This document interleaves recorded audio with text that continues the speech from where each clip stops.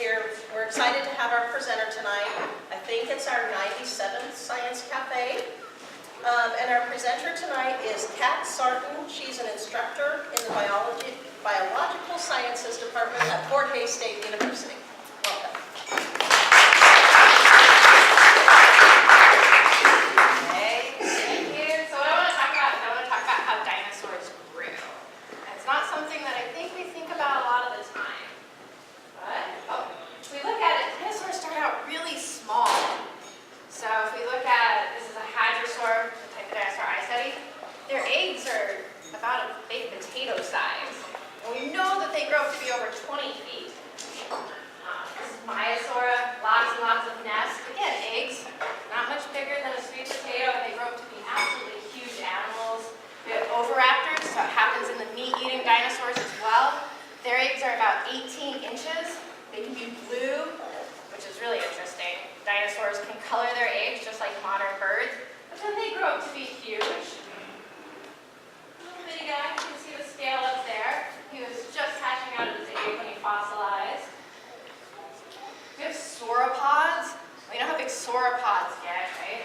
So these are some of the more basal, the earliest sauropods. But even, and there's the little egg. But even the big guys, the titanosaurs, they get to be over 120 feet long, absolutely huge. They start out from eggs that are about 18 inches big. So the question is, how do they do this? There you can see him. Each of those scale bars is about 2 centimeters. That's for a titanosaur, one of those dinosaurs that's going to be over 100 feet long. Starts out itty bitty. Yeah, that's smaller than we start out. So what are they doing? I love the velociraptor, my favorite. Okay, well, if dinosaurs, well, non-avian dinosaurs, were up and running around today, we could go out and we could measure them. We could look at what they were eating. We could put trackers on them. It'd be great, but they're not around. And birds don't get that big. Even our ostriches, which are fairly large birds, aren't anywhere nearly as big as a dinosaur. Like a sauropod or a theropod. I'm going to use dinosaur in what some of my science people might know as a paraphyletic way. So when I say dinosaur, I mean the ones that were around in the Mesozoic, not the birds that are around today. I know, sorry, Manabi. You can see the closest living relatives of dinosaurs are gators and our birds. They get big. They get really big, but not nearly as big as the sauropods and the theropods and the hadrosaurs. We can't go out and study them, because all we have are the bones. And bones are really, they're not even bones, they're fossils, which means that the bone material has largely been replaced by rock. So it's just a snapshot in time for each individual animal. Fossils don't grow, they don't exhibit behavior. So what are we going to do? Well, if these were mammals, I could tell how old they are by just taking radiographs or x-rays. I could look mammals, we have things called epiphyseal plates or growth plates. That's where our bones begin to grow, they help get longer. So I could take a radiograph and I could see exactly how old that animal was. I could also look at sutures in the skull, because they begin to close as we grow and develop over time. And I could age them that way. But dinosaurs don't grow this way. Only mammals do, so neither do birds or crocodiles. If we take a look at it, it's because their joints aren't nearly as precise. Crocodiles and birds, they're relying on cartilage to make really precise joints, not the bone. So they don't need the epiphyseal plates. So that's out. What I could do if they were living is I could measure just the links, even without taking radiographs. If they were like humans, I could take the links and I could measure them. And I could look up standards of height versus femur length and figure out exactly how old they were. But we don't have that kind of data. Because this data takes a lot of people being measured. So, I don't want to say. You have to get a lot of folks to be very patient. You've got to feed all that data into Excel and make these lovely charts. We just can't do that for dinosaurs.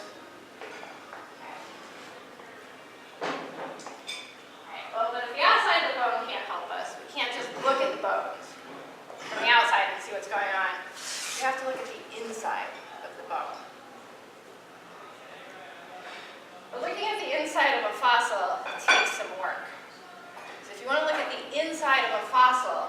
First, you have to get a curator's permission to cut up their fossil.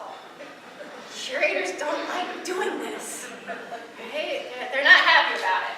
So you cut it up, so you take those segments out, and you have to mold, and you have to cast them. You have to embed them in resin to make sure they're nice and sturdy. And then you take super glue, like super glue from the store, it's Loctite, and you put it down on the slide, and then you have to cut it out with a saw. We use tile saws, just like at Home Depot, with the water. And you have to grind it. You have to grind it real thin.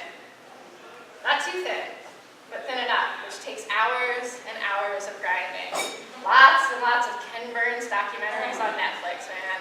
Hours and hours of grinding and checking. Make sure it's not too thin. More grinding, checking. But finally you get a thin section. Okay, so you can see some of the process. There's a specimen on the side, which is ground thin. This is the exact same process that we use for making thin sections in rocks and meteors. These fossils are basically rocks. Okay, and when we do, we can take pictures under the microscope like this. And one thing that we look at when we look at bones under the microscope is we look at something called the texture. And really what we mean when we say texture is just how the different parts of the bone look. So if we look at this guy, this is a really, really young individual. We might call it a lacy texture or an open texture. What's happening is this individual is laying down bone really, really quickly. They're growing super fast. So think of how fast babies grow. How you have to keep buying them new shoes, new clothes all the time because they keep growing. Well, as their bone's laying down that quickly, it doesn't have a chance to organize itself. It just sort of puts down the little collagen fibers that make up bone any way that it can figure out how to do it. So it ends up looking like if you just took, well, some of you might remember this, like pickup sticks. Looks like a bunch of those. Like you just took a bunch of straws, threw them up in the air, and let them fall down. And that's what we're seeing here.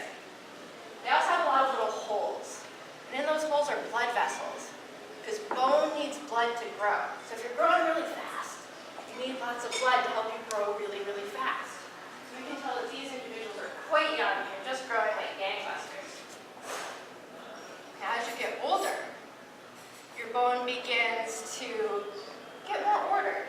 Like it's still being laid down pretty quickly, but not as quickly. So in humans, think of something like elementary school kids. They're still growing pretty quickly, but not as quick as they were when they were itty-bitty.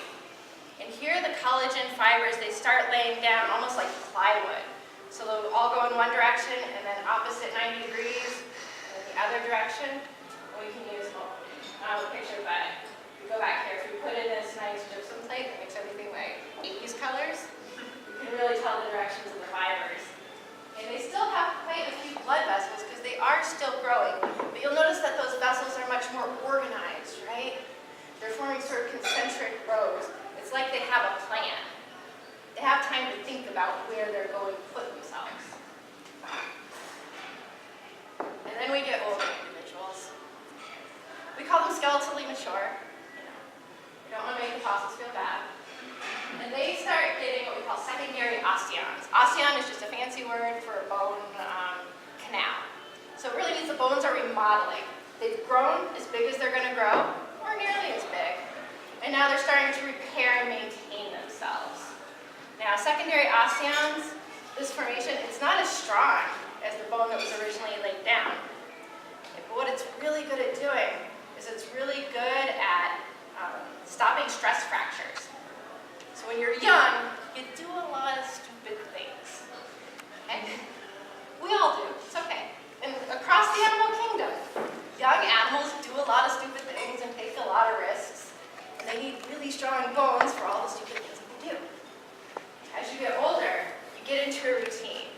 You're doing the same things over and over again, whether you're a human or a dinosaur. That means you're more likely to have stress fractures. Repetitive motion, and that's what this is helping to stop. Okay? And it makes a really, really distinctive formation there. So we can tell that these individuals have either stopped growing or only growing very, very slightly every year. Because we know that gators never completely stop. But once they reach what we'd call skeletally mature, they're only growing 1 millimeter or 2 each year. Okay?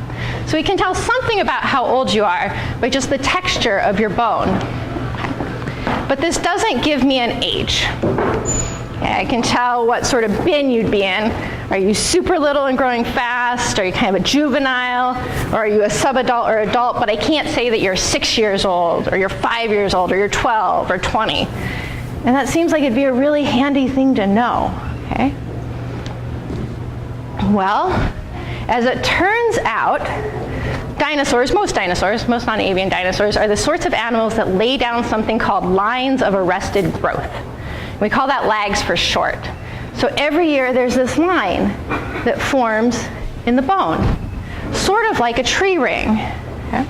And you can see how much they grew each year too by how much bone is in between these different lines. And that's what those little arrows there are trying to point out.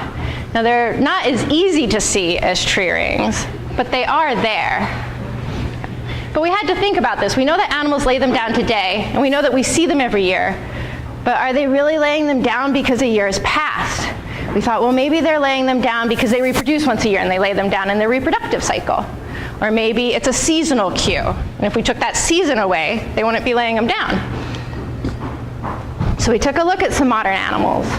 This is a king penguin. We used fluorescent, is this the king penguin? Let me just double check.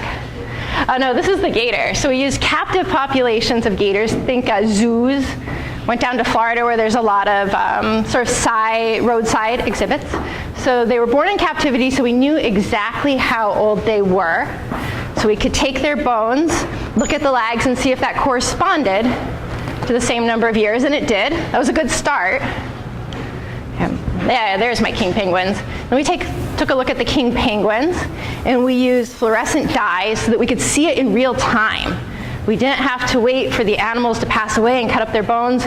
We could actually look at it while the animals were alive. Okay?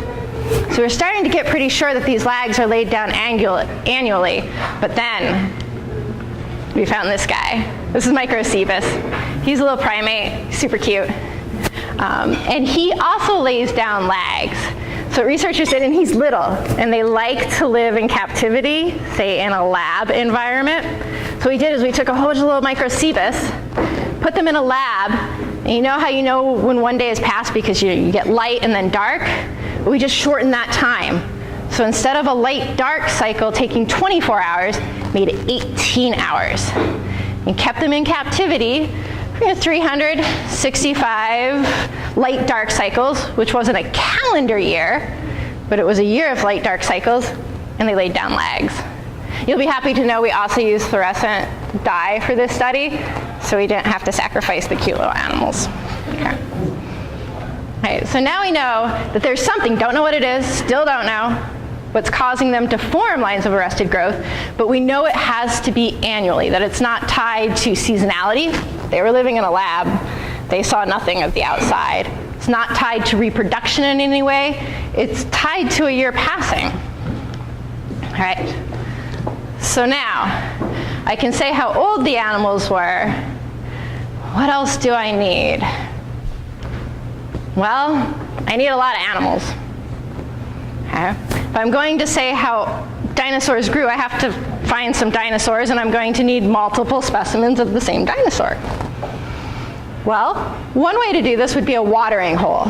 Okay? You get a lot of animals congregating, some catastrophe happens, and you get a lot of fossils.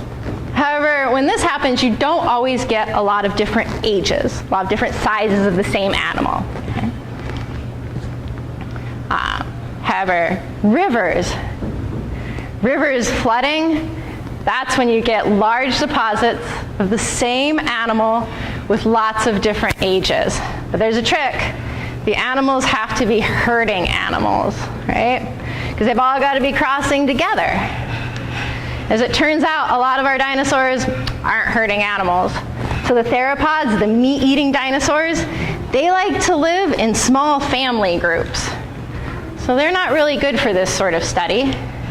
Sauropods live in herds, but they don't usually include the younger individuals. You gotta imagine how big the titanosaurs are. The babies are very, very small. They're in the trampling zone, we should say, right? So what the babies usually do is they live in the forested areas, in the trees on their own, and wait for the herd to come back the next year when they're much bigger and can take care of themselves. So we don't see in sauropods a lot of groups that have different ages or different sizes in them. But the horned and crested armored dinosaurs, we see a lot of herding behavior. And in particular, we see it in a group that I quite like called the ornithopods. Okay. And this group is the ones that includes all the ones with the really cool crests, the hadrosaurs like Parasaurolophus that's in Jurassic World. It also includes the duck-billed dinosaurs that have the thumb spikes. Okay. And it includes this dinosaur, Eolambia. And he's the one that I chose for my research. A pretty cute guy. He's an iguanodontian. You can see his little thumb spikes. You can see his duck bill. And he has kind of an interesting story of how this deposit was discovered. So it's out in Utah, just north of the Cleveland Lloyd Quarry, if you know where that is. But it's also in an area where there's a lot of uranium deposits. Okay. So the folks who own the ranch were out with their Geiger counter, Ray and Carol Jones, looking for uranium. But they didn't find uranium, they found dinosaur bones. It's because the dinosaurs had taken up some of the uranium in the fossilization process. So these are radioactive fossils, which is a lot of fun when you try to take them through the airport. Okay. Of course, they died in a flood deposit. So like the massive floodings like we're seeing in Nebraska right now. So we have lots of different sizes all in one place. They're all the same type of dinosaur because they were herding dinosaurs. Seemed like a good place to start. Okay. Then I had to go to the curator and I had to ask for the bones. And I wanted a lot of bones. I wanted all different sizes. And I wanted some of the arm bones, the humerus. I wanted some of the leg bones. Because each animal has better records depending on which bone it is. Because bones remodel at different rates. Okay. So in some animals, like the ulna, even when you're pretty young as a dinosaur, your ulna starts remodeling. So it doesn't work really well for my studies. So I needed all these bones so that I could figure out what to do. And the curators weren't groovy about this. They weren't excited to hand over dozens of specimens. But then I realized curators like pretty specimens, right? They like to put pretty things on displays, things that are whole, things that are nice and in one piece. Okay. And those are also the ones that are useful to science, right? We like to look at the ends where they form joints, the articular ends. We don't so much care about the isolated shaft of a bone. So I looked through the collection and I found all the isolated shafts the curators didn't care anything about. And got like 20 or some specimens for a study. So you can see some of the isolated shafts there, like B. There's no end. It's not of any scientific use. So it's acceptable to do destructive sampling on it. Okay. And I cut them up, attached them to the slides, and ground them down, and took the pictures under the microscope, and started looking at what the bones could tell me. And these are two from my sample. Okay. And I started looking for those lines of arrested growth. That's what all the blue arrows are showing, are the lags. So, okay. So for each individual, I have some idea of how old it is, because I can count the lags and figure it out. Okay. But then how can I figure out how this type of dinosaur grew? I can say how old one is, but what can I say about the group as a whole, right? Oop, almost gave it away. So what I did was I traced the lags. So there's the specimen on the left, just as you would see under the microscope. And I took it into Adobe and traced around, just like tracing, just like kindergarten. It's true what they say. Everything you need to know you learned in kindergarten. So I traced around, and then I started overlaying them. Okay, and this is an important part. So as the bone grows, that inside part where the marrow is, this part that's all white and has crystals in it, it gets bigger too. And as it gets bigger, some of the bone that was originally laid down when you were itty bitty gets resorbed and destroyed. So as the bones get bigger, sometimes they lose those lines of arrested growth. You only get the record of the outermost part of the bone. So what I did was I took all these tracings and I laid them on top of one another. Okay, so I could figure out how many of these lines of arrested growth would be missing in any individual animal. Okay, and there's an example, that's a tibia. You just start laying them underneath, and I color-coded them and figured out how many rings were missing. So purple's the biggest. I'd lay purple over green and count the ones that were inside that innermost purple ring.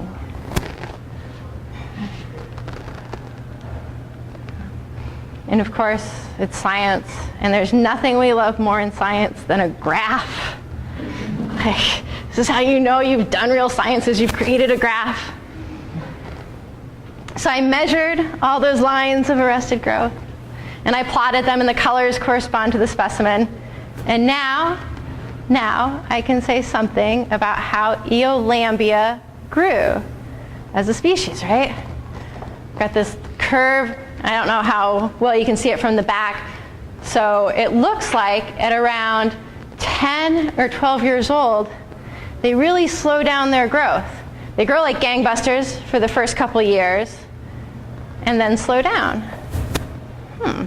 So if you think about it, how do you get really big? Well, you've got two strategies. You could either grow really slowly for a long time, or you could go really quickly and then level off. And they're taking that route. They're growing really quickly and then leveling off. And it makes good sense, okay? Because there are things out there that might want to eat you. And it might be helpful to grow a little quicker. The problem is that when I was looking at those oldest individuals, the ones on the very far right side, they didn't have a lot of secondary remodeling, which tells me they weren't the oldest individuals out there. They're actually somewhat subadult. I could think of them as being teenagers. Okay.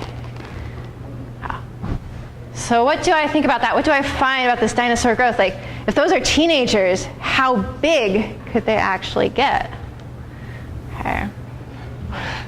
More dinosaurs at a party. Well, the fact that we don't have any adults around, this is one question I had to ask myself, like, why are there a whole bunch of teenagers and kids and no adults? Well, obviously they were having a party.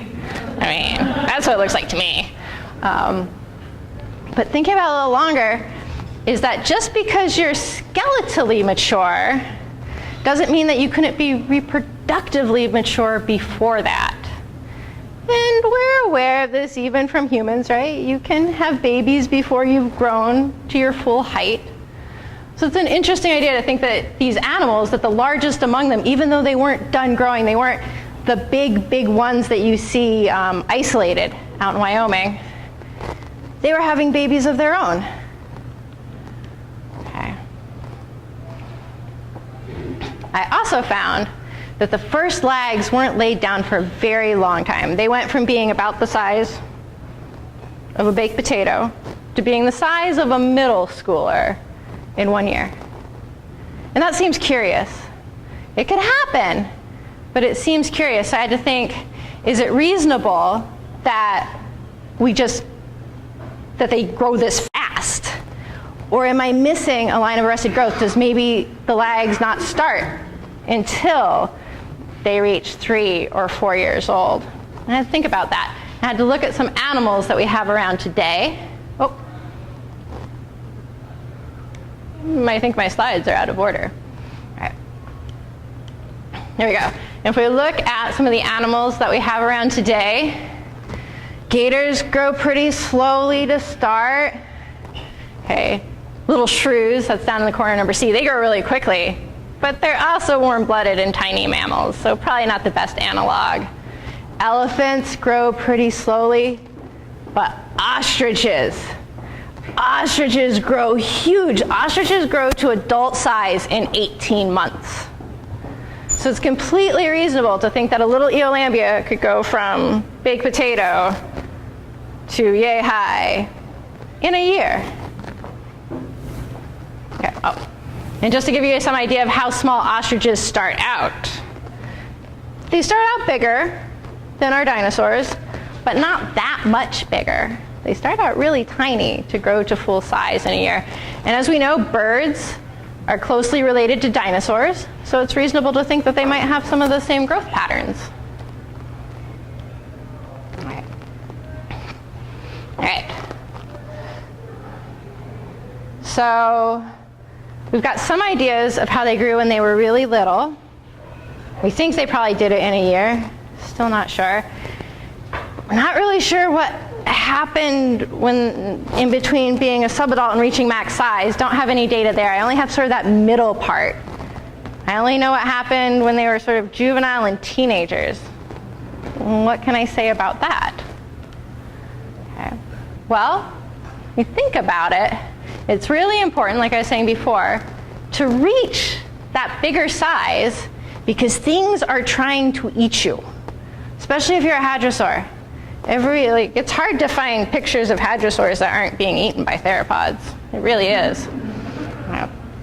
So things are trying to eat you. Being big in size is one way to protect yourself. The other way is living in a herd, and it looks like they're using both of these strategies.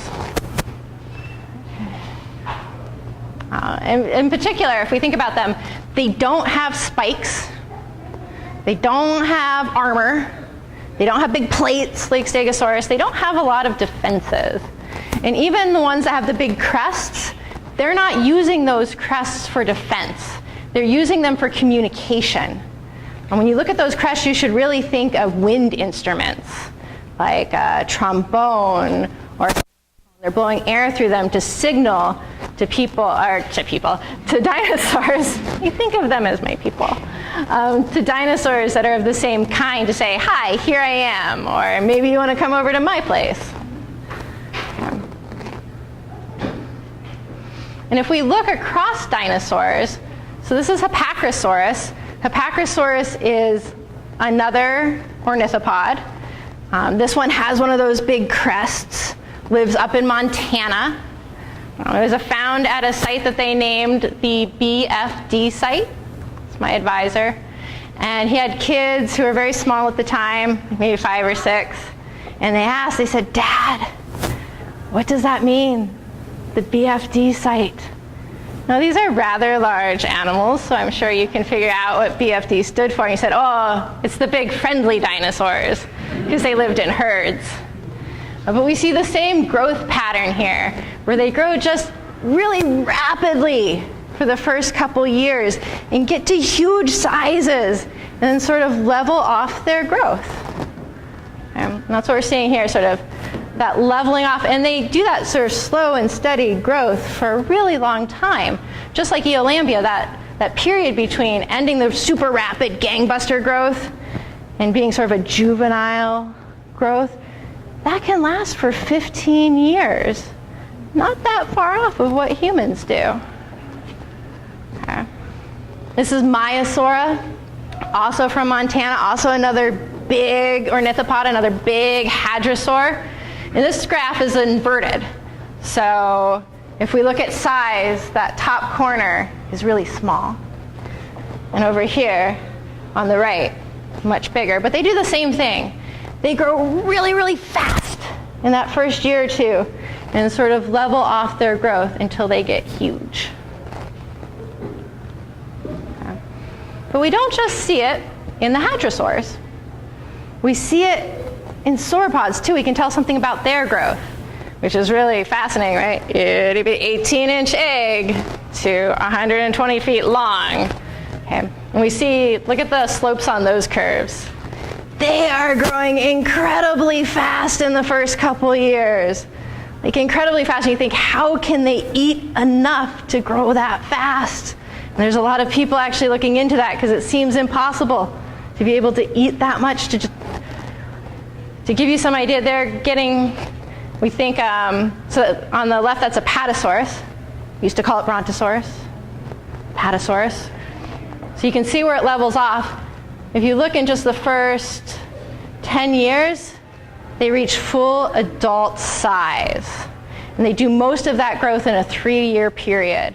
So we've all seen the big Apatosaurs, like at the museum, big Brontosaurs. Imagine doing most of that growth in 3 years. It's crazy. And over here, this is one from China. This is one of those Titanosaurs, one of the super, super big sauropods. And they're doing most of their growth again in like a 3 to 4 year period. That's amazing to get that big that fast. And they're only eating plants. Okay. We also know this from theropods, which I know are everybody's favorites. Big teeth, very bitey, the theropods. And they're doing the same sort of thing too, although they're delaying their growth. Right? So all of our, what we might call our prey species, the ones that are going to be eaten by the theropods, they grow up really quickly. They hatch out of the egg and say, I need to get big. Theropods don't do this. Theropods hang out as being small little guys for the first 3 to 5 years of their life. They're just kind of cool and groovy, being little, and then they decide to go gangbusters and get really big really quick. And the idea is they probably don't need to get big out of protection. They're the ones eating things, not the ones being eaten. So they can spend that extra time being little, and perhaps they're learning things. They're learning how to find prey, how to take down prey. It's thought that they're also very social animals, so perhaps they're learning social cues much the way that humans learn social behavior when they're really, really little. All right. This is my song and dance. How quickly did that go? So I was expecting, okay, so full story. I was expecting little bitty ones here. So I had all sorts of points built in. I have one little bitty one, I see you. For little bitty ones to measure out what 20 feet look like and to come up and answer questions. But I figured you guys probably don't want to come up and measure out 20 feet with me. I mean, if you want to, that's cool. Like, I got a tape measure. Can I ask you a question? Yeah, absolutely. You mentioned about the theory that